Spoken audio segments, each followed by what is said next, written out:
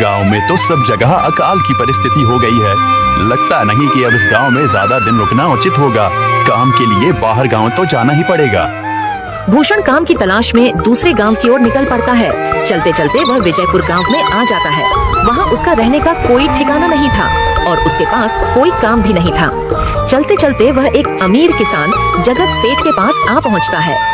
सेठ जी, मैं भूषण दूसरे गांव से आया हूं। हमारे गांव में अकाल की परिस्थिति हो गई है।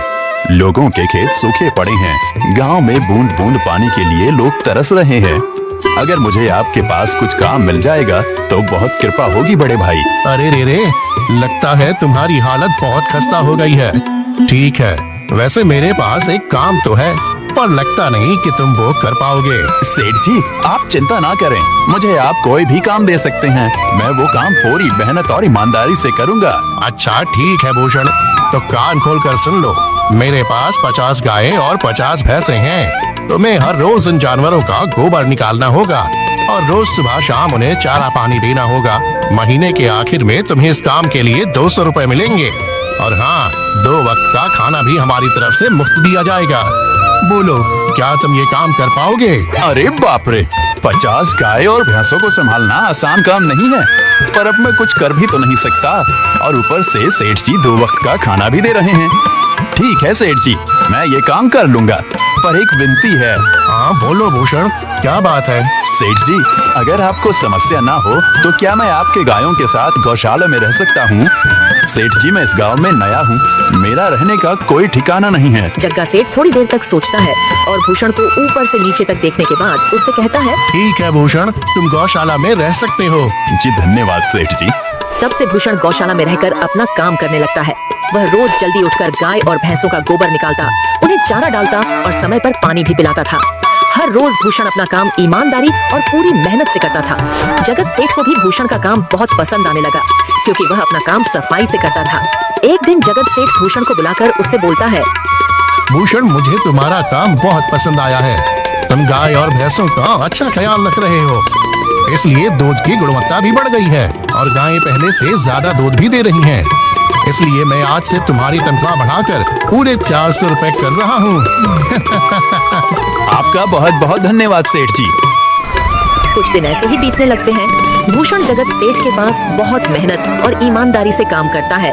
धीरे धीरे भूषण के पास अच्छा खासा रुपया जमा हो जाता है, जिससे वह अपने लिए छोटा सा रहने लायक एक कुटिया बनवा लेता है। उस गौशाला में सोकर तो नाक से गोबर की गंध अभी भी नहीं जा रही। अब आखिरकार मुझे अपने घर में चैन से सोने को तो मिलेगा। तब से भूषण जगत सेठ के पास गौशाला में काम करने आता और 2 वक्त का खाना खाकर अपने घर सोने के लिए चला जाता था। कई साल ऐसे ही बीत जाते हैं। भूषण की मेहनत के कारण उसके पास अच्छा खासा रुपया जमा हो जाता है। एक दिन भूषण जगत सेठ से बोलता है, सेठ जी, आजकल गांव में चोरी की समस्या बहुत बढ़ गई है और मेरे पास कुछ रुपए भी जमा हैं जो मैंने अपने घर में रखे हुए हैं, पर मुझे उन पैसों की चोरी की चिंता हो रही है। आपको तो पता है कि मैं दिन भर आपके पास ही काम करता हूँ और सिर्फ रात में ही घर सोने जाता हूँ, इसलिए मुझे रोज उन पैसों की चोरी की चिंता सताती है। हाँ भूषण, तुम बात तो बिल्कुल सही कह रहे हो।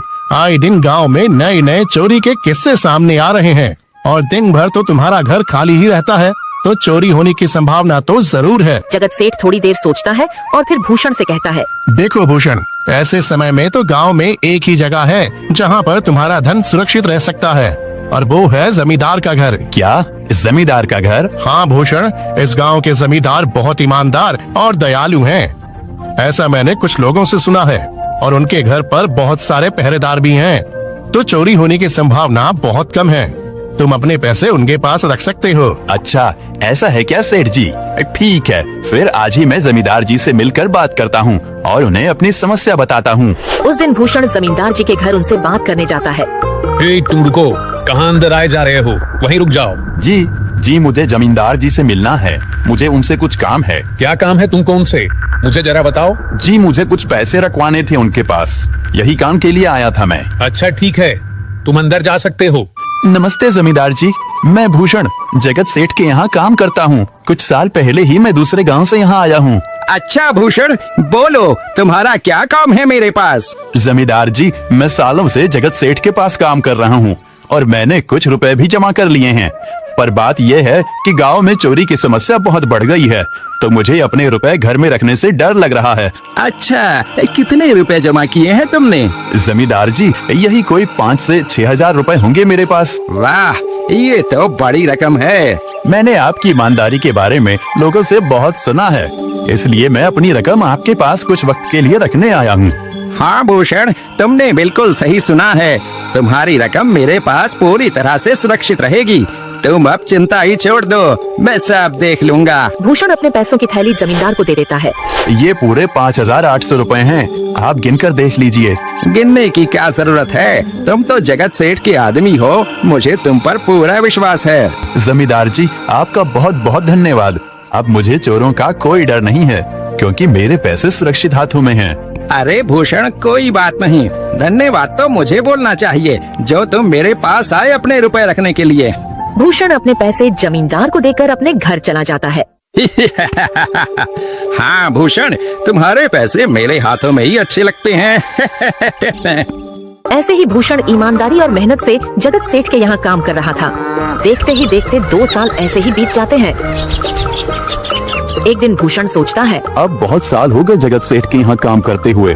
वैसे सेठ जी तो बहुत अच्छे इंसान हैं, पर सोच रहा हूँ कि खुद की जमीन लेकर उस पर मेहनत करूँ, तभी मैं बड़ा आदमी बन सकता हूँ। अब जो मेरे पास थोड़े कुछ पैसे हैं और जो जमींदार के पास कुछ पैसे संभालने के लिए दिए हैं, वो जमा करके थोड़ी जमीन खरीद लूंगा। आज ही जमींदार से मिलने जाता हूँ और अपने रुपए मांगता हूँ। ये सोचकर भूषण जमींदार जी के घर चला जाता है। जमींदार जी, मैं अपने रुपए वापस लेने आया हूँ। आपके पास मैंने 5800 रुपए दिए थे संभालने के लिए। अरे भाई साहब, मैंने पहचाना नहीं आपको, वैसे कौन हो आप? अरे जमींदार जी, मैं भूषण हूँ। पिछले साल मैंने आपको पैसे संभालने के लिए दिए थे, याद आया कुछ? अरे भाई साहब, मेरे पास कितने सारे लोग आते जाते हैं पैसे रखने के लिए, और सभी के साथ मेरा अच्छा व्यवहार होता है। वैसे आपके पास कोई कागजात हैं क्या? क्योंकि मैं हर व्यक्ति से कागज पर ही व्यवहार करता हूँ। किसने कितने पैसे दिए, किसके कितने पैसे रखे हैं, सबका व्यवहार रहता है मेरे पास। जमींदार जी, ये आप क्या बात कर रहे हैं? आपकी ईमानदारी देखकर ही मैंने आपको पैसे दिए थे संभालने के लिए, और आप अब ऐसी बातें कर रहे हैं। कृपया करके मेरे पैसे मुझे वापस कीजिए। हाँ भूषण, मैं ईमानदारी से ही काम करता हूँ, इसलिए तो तुमसे मैं डॉक्यूमेंट्स मांग रहा हूँ। क्या तुम्हें पता नहीं, जब तुम किसी से पैसों का व्यवहार करते हो तो तुम्हें स्टाम्प पेपर पर लिख कर देना पड़ता है। तुम किसी से भी पूछ सकते हो। नहीं जमींदार जी, मैं आपके पैर पड़ता हूँ, कृपया करके मेरे रुपए मुझे दे दीजिए। बड़ी मेहनत से मैंने वो पैसे जमा किए थे, मुझ पर ऐसा अन्याय ना करें। अरे क्या ये झूठ मूठ का रोना धोना लगाया है? लगता है तुम ढोंगी हो और मेरी ईमानदारी और भोलेपन का फायदा उठाकर मुझसे ये रुपए लेने आए हो। रुक, तुझे अभी सबक सिखाता हूँ।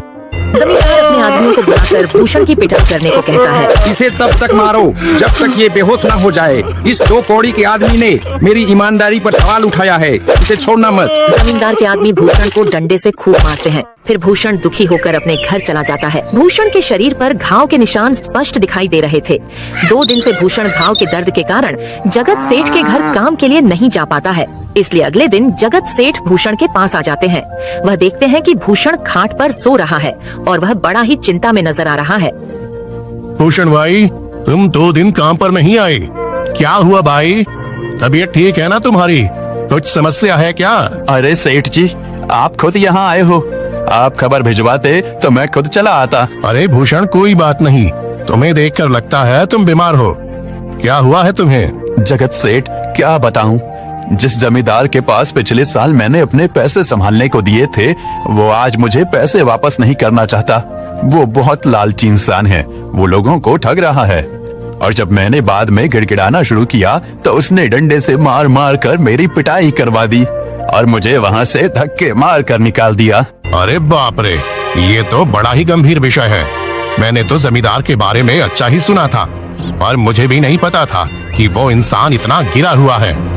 तभी मैं सोचूं, हर साल उसकी संपत्ति इतनी ज्यादा कैसे बढ़ रही है। मुझे माफ कर दो भूषण, मैंने ही तुम्हें जमींदार के पास जाने को बोला था, गलती तो मेरी भी है। नहीं जगत सेठ, आप तो मेरा अच्छा ही सोच रहे थे, ये तो उस जमींदार का लालच है। अब लगता नहीं मेरे पैसे उस जमींदार से वापस मिलेंगे भी। भूषण, मेरे पास एक तरकीब है जिससे मैं तुम्हारे पैसे तुम्हें वापस दिला सकता हूँ। जगत सेठ भूषण के कान में सारी तरकीब बताता है। ठीक है सेठ जी, हे ऊपर वाले, ये तरकीब कामयाब होने दीजिए। अगले दिन जगत सेठ बहुत सारे पैसों को एक सूटकेस में भरकर खुद जमींदार के घर जाता है। अरे जगत सेठ, आप आज आप खुद यहाँ, बोलो भाई, इस गरीब के घर कैसे आना हुआ? हमारा तो ये सौभाग्य है कि आप जैसे धनी आदमी के चरण हमारे घर में लगे हैं। नमस्ते जमींदार जी। अरे जमींदार जी, आप तो मुझे अब लज्जित कर रहे हैं। वैसे मैं कुछ महीनों के लिए दूसरे राज्य में व्यापार करने जा रहा हूँ। मैं ये लगभग 50,000 रुपए लाया हूँ। मुझे डर है कि कहीं ये चोरी ना हो जाए। क्या आप मेरे सारे पैसे अपने पास संभाल कर रख सकते हैं? आपके सिवाय इस गांव में और किसी पर भरोसा नहीं कर सकता। अरे जगत सेठ, ये भी कोई पूछने की बात है? मेरे पास आपके पैसे बिल्कुल सुरक्षित रहेंगे। आप निश्चित होकर व्यापार करने जा सकते हैं। इस बार तो बड़ी मछली हाथ लगी है। बार बार ऐसा मौका नहीं मिलता। भारी माल हाथ में लगने वाला है। तभी वहाँ पर भूषण आ जाता है। अरे भूषण, तुम, अच्छा हुआ तुम आ गए। मैं तुम्हारे पास ही आने वाला था। मुझे माफ करना, उस दिन तुम्हें पहचान नहीं पाया। इतने सारे लोग मेरे पास आते हैं तो जरा परेशानी होती है, पर मैं अपनी बातों का बड़ा पक्का हूँ। हाँ रुको, मैं तुम्हारे सारे पैसे अभी देता हूँ। जमींदार भूषण के सारे पैसे उसे लौटा देता है। माफ करना भूषण, मेरे आदमियों ने तुम्हारे साथ उस दिन बदतमीजी की। मैं आज ही उनको काम से निकालता हूँ। भूषण बिना कुछ बोले वहाँ से चला जाता है। अरे क्या बात है जमींदार जी, आप तो अपने बातों के बहुत पक्के हैं। तो ठीक है, मैं अपने सारे पैसे आपके पास रख सकता हूँ। जगत सेठ इतना बोल ही रहा था कि तभी वहाँ जगत सेठ का नौकर आ जाता है। मालिक मालिक, अब आपको बाहर के राज्य में जाने की कोई जरूरत नहीं है। अभी अभी व्यापारियों का संदेश आया है और उसने कहा कि वो खुद हमारे गांव आ रहे हैं। अरे ये तो बहुत बढ़िया बात हुई। अब मुझे इतनी दूर नहीं जाना पड़ेगा। सुन रहे हो जमींदार जी, व्यापारी यहाँ आ रहे हैं। अब मुझे नहीं लगता कि ये पैसे आपके पास रखने का कोई मतलब होगा। चलो, आपका बहुत बहुत धन्यवाद। आपने इतनी ईमानदारी दिखाई मुझे। हाँ, पर अगली बार जरूर आपके पास ही आऊंगा। ऐसा बोलकर जगत सेठ और उसका नौकर वहाँ से अपने पैसे लेकर चले जाते हैं। धत तेरी की, ये क्या हो गया? ये 50,000 तो चले गए और जो भूषण के 5,800 रुपए हड़प लिए थे वो भी चले गए। आपका बहुत बहुत धन्यवाद सेठ जी। अगर आज आप ना होते तो मेरी सारी जमा पूंजी वो जमींदार हड़प लेता। भूषण, कोई बात नहीं। जो व्यक्ति मेहनत और ईमानदारी से कमाता है, ऊपर वाले उसका कभी बुरा नहीं होने देते, और जो हराम की कमाई का खाता है उसका कभी अच्छा नहीं होने देते।